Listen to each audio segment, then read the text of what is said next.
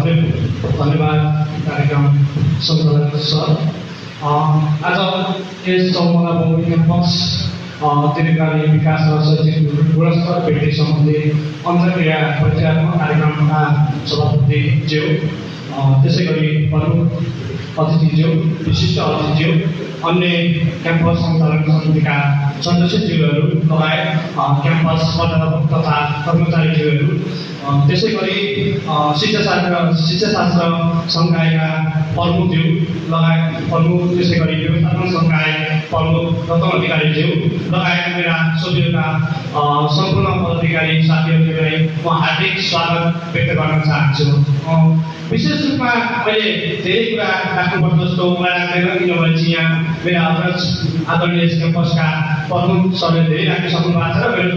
सभ्य पदाधिकारीहरूले पनि धेरै कुराहरू राख्न सक्नु भएको छ। यहाँ मात्र विद्यार्थीका मात्रै समस्या नभएर यहाँ शिक्षकका पनि धेरै समस्या छन्। शिक्षक यहाँ फुल टाइम वर्कका पनि एकदमै धेरै समस्या छन्। विगत हाम्रो कलेज 10 वर्षसम्म कन्टिन्यू रूपमा चलिरहेको छ र क्याम्पसमा हामीले एक-दुईवटा मात्रै शिक्षक फुल टाइम वर्क पायो भने हाम्रा क्याम्पसका विद्यार्थीहरू बाहिर बजारमा गएर हजिरा चाहिँ बन्द हुन्छ कि जस्तो मलाई चाहिँ लाग्छ कि बजारमा जान्छन् अनि बजारका मान्छेले भन्छन् चौमला क्याम्पसमा पढाइ हुन्छ कि घरबाट आउने बसमा बस्ने, बसको भाडा तिर्ने, क्याम्पसमा भाडा तिर्ने, क्याम्पसको फी तिर्ने अनि बजार गएर नास्ता मात्रै खाने भन्ने एकदमै धेरै विगत रूपमा यो कुरा आइरहेको छ। क्याम्पस सञ्चालक समितिलाई समितिका सम्पूर्ण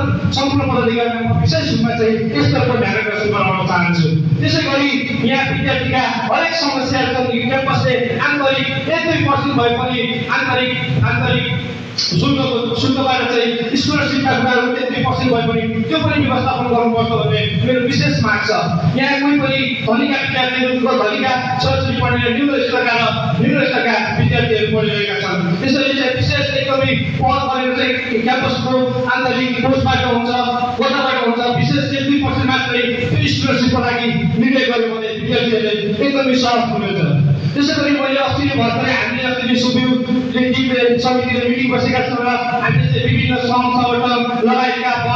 व्यक्ति हुन्छ, जस्तै हुन्छ अलिअलि गरेर पनि सहयोग माग्ने भनेका छौँ र यो कलेजको लागि, यो ठाउँको लागि, यो क्याम्पसको लागि, स्नातक उन्नतिका लागि र यसलाई चाहिँ स्नातकोत्तरसम्म ल्याउनमा माथि मास्टर डिग्रीका लागि पनि हामीले पहल गर्ने भनेर अस्ति हामीले सुब्यु टिमले चाहिँ क्याम्पस प्रशासन लगायत क्याम्पस सञ्चालन समिति सबैलाई चाहिँ ध्यान आकर्षण दिने भनेर हामीले अस्ति नोटिस पनि पारिसकेका छौँ। र त्यसै गरी अन्य कुराहरू यो क्याम्पसमा सबै कुराहरूको भौतिक कुराहरू त सबै सम्पूर्ण भइसकेको छ र विद्यार्थी मैले अस्ति चिफसँग रिक्वेस्ट गरेको छु जिएमसीको बस चाहिँ हाम्रो झिलसम्म पुगिरहेको छ भनेपछि हाम्रो सिएमसीको बस चाहिँ किन चाहिँ मसुरियासम्म नपुग्ने त, किन चाहिँ स्याउलेसम्म नपुग्ने त? अहिले हामीले स्याउलेसम्म पुग्नु भएको आधार छन् त। एउटा खुसियाम चौधरी भाइ एउटा हाम्रो स्याउलेबाट आइरहेको छ, उसलाई अहिले हामीले स्याउलेमा बस पुगाउनु सक्यो भने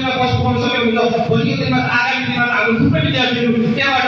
आउँछन् भन्ने हामीलाई एकदमै आशा छ। त्यसै गरी हाम्रो एउटा सिजनल कलेज बनिएर बस्ने उसले चाहिँ मसिनाबाट आउने भन्ने कुरा गर्दै थियौँ। त्यसको लागि पनि मसिनासम्म एउटा मात्र विद्यार्थीको लागि बस लिन सक्यो भने हामीले भोलिको दिनमा चाहिँ अन्य विद्यार्थीहरू पनि थपिने र त्यस क्याम्पसको लागि फाइदा हुने मलाई चाहिँ लाग्छ। अन्य कुराहरू थुप्रै शिक्षकहरूका कुराहरू र यो कर्मी रूपमा चाहिँ यहाँ चाहिँ अब फुल टाइमका कुरा छ, विशेष चाहिँ फुल टाइममा पहल गर्न र अन्य चाहिँ क्याम्पसमा डिजिटल बोर्ड अन्य क्याम्पसमा क्यान्टिनको व्यवस्था, क्यान्टिन पनि एकदमै समस्या जटिल छ। यो सामान्य हो, त्यही पनि मैले यहाँ उठाएँ किनभने चाहिँ यो कुरा चाहिँ किन उठ्छ भने चौमला बजारमा गइसकेपछि त्यहाँ चाहिँ यो कुराहरू आउँछ कि क्याम्पसमा एउटा क्यान्टिन छैन भन्ने समस्याहरू पनि आएर आउँछन्। अनि अन्य कुराहरू चाहिँ यहाँ थुप्रै छन् समस्याहरू जटिल एकदमै छ र यो संस्थालाई बनाउनु दीर्घकालीन भनेको के भने चाहिँ अहिलेको लागि मात्रै नभएर चाहिँ सस्टेनेबल डेभलपमेन्ट एकदम जीवोसम्म हामीले त पढ्न हाम्रा छोराछोरी पनि यही क्याम्पसमा पढ्न लागेको चाहिँ हामीले शिक्षा चाहिँ पुरस्कार गरेर दिनुपर्छ भन्ने मलाई चाहिँ लाग्छ। अन्य कुराहरू सम्पूर्णका विद्यार्थीका एकदमै गुनासाहरू हुन्छन्, सामान्य जटिल समस्याहरू पनि जो सरसँग प्रत्यक्ष हुन्छ त्यो सरहरूले चाहिँ जस्तै विद्यार्थी भयो भने पनि सोभियोले नै इन्फर्म गर्नुपर्ने, अन्य कुराहरू जो सरसँग प्रत्यक्ष हुन्छ उहाँहरूले पनि यो जटिल यो समस्या चाहिँ समाधान गरिदिनु होला भन्ने म अनुरोध गर्न चाहन्छु। र नयाँ समिति छ, हामी पनि नयाँ फेज हो र केही गर्नुपर्छ भन्ने एकदमै जोस जागरका साथ लागेका छौँ। हामीले त बाहिर बस्ने जो यहाँबाट क्याम्पसबाट गइसकेका विद्यार्थी साथीहरू छन्, हाम्रा अग्रजहरू छन्, उहाँलाई पनि मैले पर्सनली फोन गरेर पनि भनिसकेको छु, भन्न पनि लागिरहेको छु। यो क्याम्पस भनेको हाम्रो ठाउँ र यो क्याम्पस बन्नु भनेको यो समाज बन्नु, यो ठाउँ बन्नु, पछिको निर्माण गरेर हुन्छ जे गरेर हुन्छ यो गरेरलाई चाहिँ माथिसम्म पुर्याउनु पर्छ भनेर चाहिँ मैले हिजो अस्ति नै 2-3वटा कार्यलाई चाहिँ सहयोगको लागि पनि अपिल गरिसकेका छौँ र उहाँले पनि एकदमै पोजिटिभ भएर हुन्छ हामीले गर्न सकिने कलेजको लागि के सहयोग गर्न सकिन्छ भनेर उहाँले पनि एकदमै सरकारको पक्षमा देखिनुहुन्छ दाइहरू पनि र अन्य कुराको अब यहाँ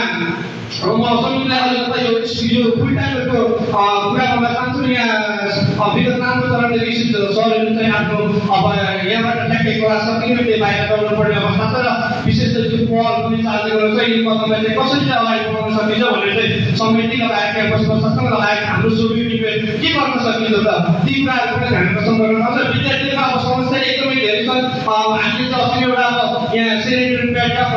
छोरी मान्छेलाई अब सेनिटरी प्याड खान्छ र सेनिटरी डिस पनि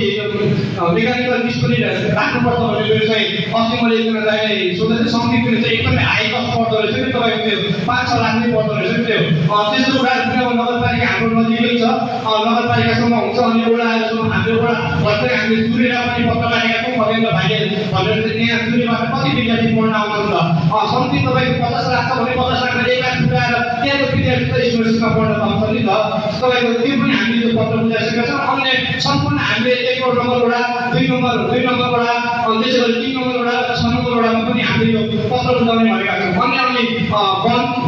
समुदाय अनि सबैले चाहिँ ती कुराहरू पनि जानकारी अब हाम्रो केदार सरकार अध्यक्षजी पनि यहाँ हुनुहुन्छ र उहाँले पनि केही क्याम्पसको लागि चाहिँ सहयोग गर्नुहुन्छ भन्ने एकदमै हामीलाई अपेक्षा छ र